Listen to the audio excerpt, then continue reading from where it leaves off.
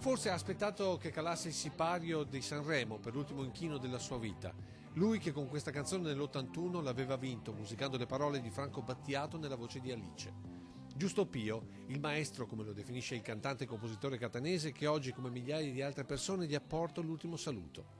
Giusto Pio si è spento a 91 anni nella sua Castelfranco, che ricordava scherzosamente centro di gravità permanente di quella che definiva una vita meravigliosa, fatta soprattutto di conoscenza. Dalla vita che facevo prima, dalle esperienze, dalle conoscenze che avevo prima, dopo si sono moltiplicate alla potenza. Una vita meravigliosa per la musica, raccontava Giusto Pio della sua, in quel 2011, al passaggio per gli 85 anni. Nato a Castelfranco nel 1926, dopo gli studi veneziani entra nell'Orchestra Sinfonica della RAI. Un'esperienza che gli allarga gli orizzonti, ma anche lo stimola verso nuovi lidi musicali. Ecco perché gli studi fino alla direzione d'orchestra, ecco soprattutto le contaminazioni tra gli spartiti delle sue composizioni.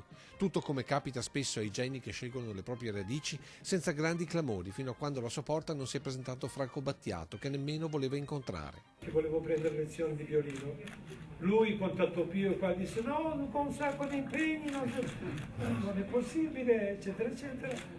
E so per vie traverse che Giulietta e Stefano, cioè i suoi figli, gli hanno detto papà, ma questo ha fatto dischi, è famoso, prendilo. E così la contaminazione tra il violino, il basso, la batteria e poi l'organo Hammond e le prime sovraregistrazioni multipista diventano l'era del cinghiale bianco, ma anche con Gaber Polli d'allevamento o con Alberto Radius Resortation, il terzo album proprio del maestro Pio.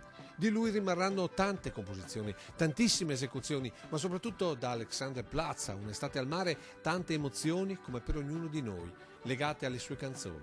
Del resto, come diceva Mozart, una delle magie della musica è il rendere immortali chi la plasma, e il maestro Pio lo sapeva fare benissimo.